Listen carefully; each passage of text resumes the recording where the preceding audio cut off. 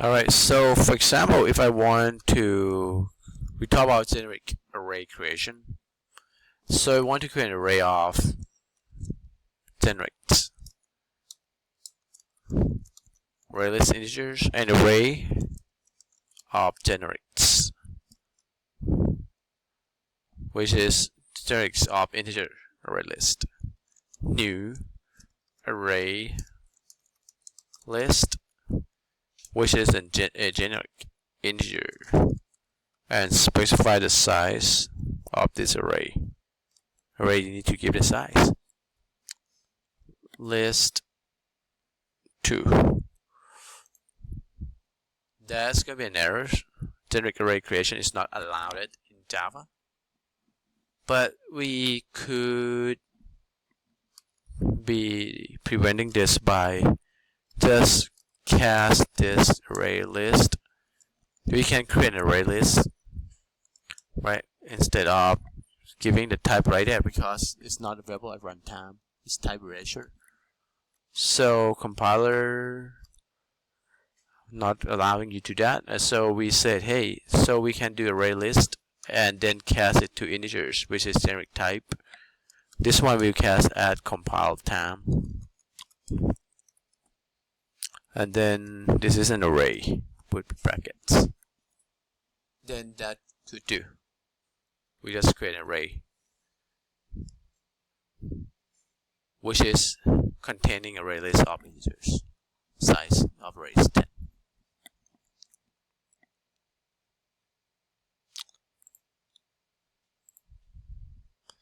So that's something to do with the generics, how to use.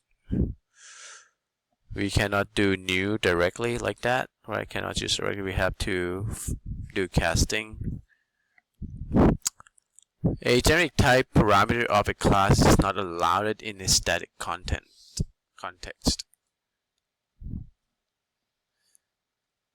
Since all instances of generic class have the same runtime class, the statics, variables, and methods of generic class are shared by all its instances.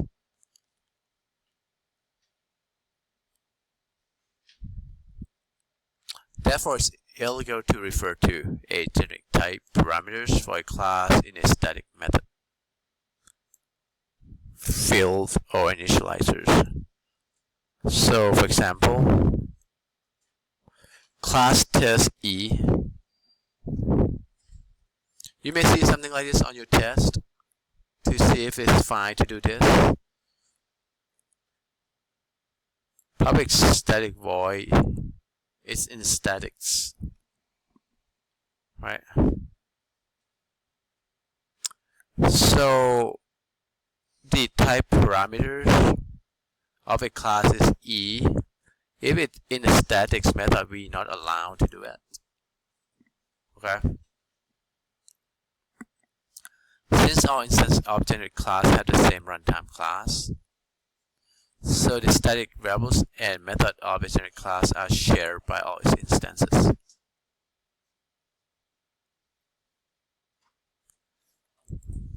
In the statics content like that, also problems we not allow with statics. You have to give a concrete type.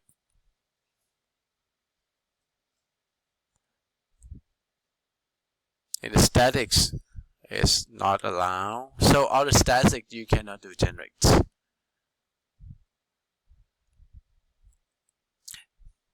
Right, because a generic type parameter for a class is in the static method, field, or initializers is illegal. Why? All instances of a generic class have the same runtime class. When it has the same as runtime class, it happens to have type erasure. Right?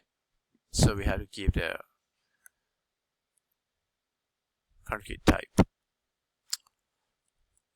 Restriction number 4, exception classes cannot be generics.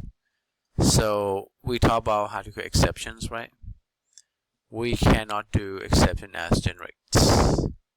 We can do type catch like generics type like that.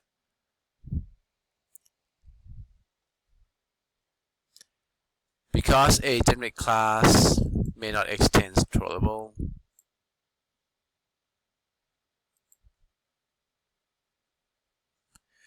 so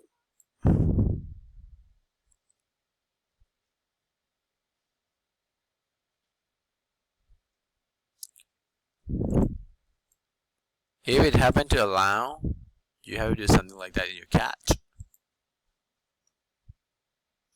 Then the JVM has to check the exception thrown from the try clause to see if it matches the type specified in a catch clause. And it's impossible because type erasure. So the type has been erased at runtime.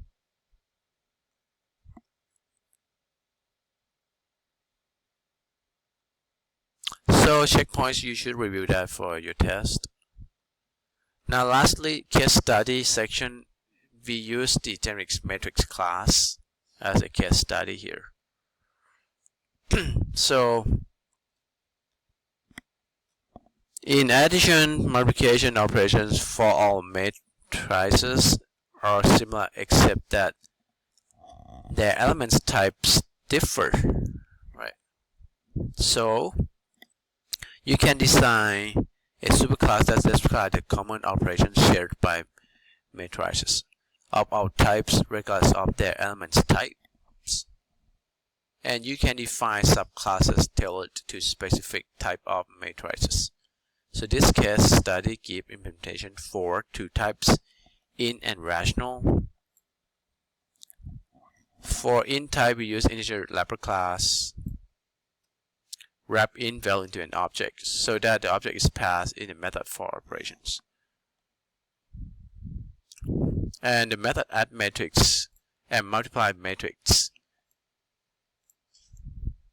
to and multiply two matrices of a generic type E. And this is the two-dimensional arrays. The static method print result display the matrices. The methods and add, multiply, and zero are abstract because their implementation depends on the specific type of the array elements. Right, for example, 0 method returns 0 for the integer type and 0/1 for the rational type. So this is just talk about how we design the multi-dimensional arrays or just the operations for the generic matrix class for the matrix.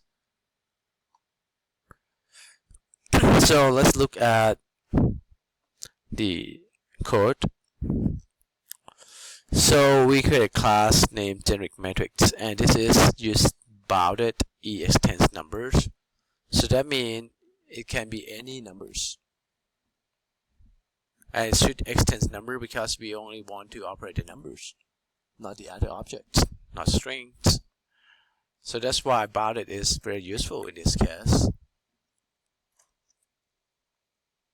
And we have the method to add and multiply to E, right? The types. We don't know what's the type.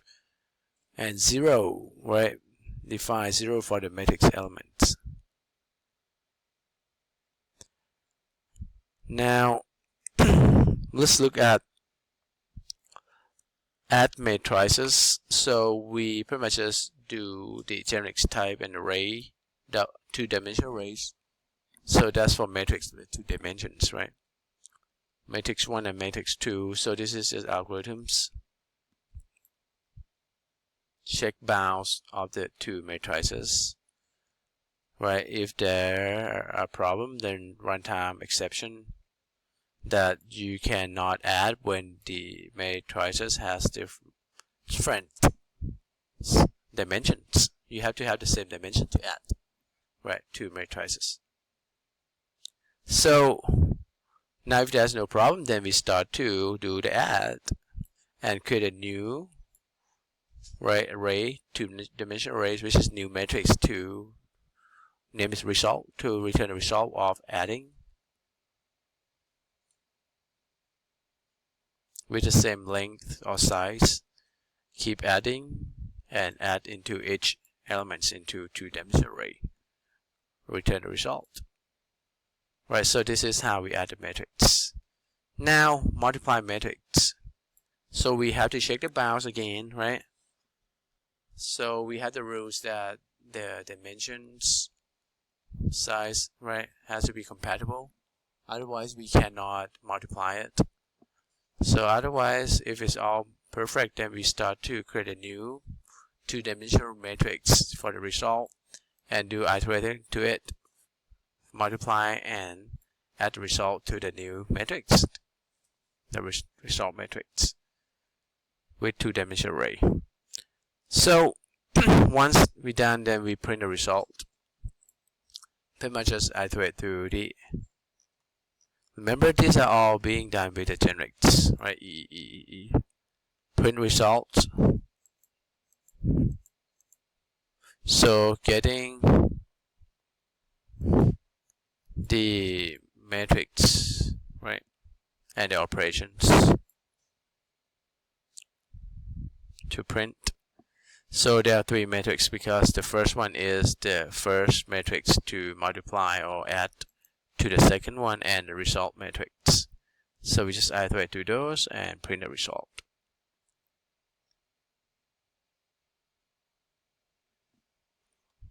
Alright, so that's how the code look like. Now this is the generic matrix that we support.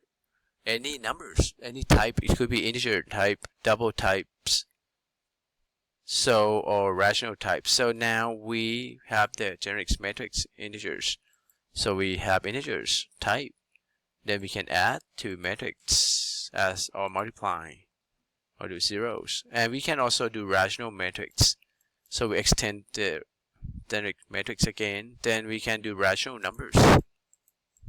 Add, multiply, and zero.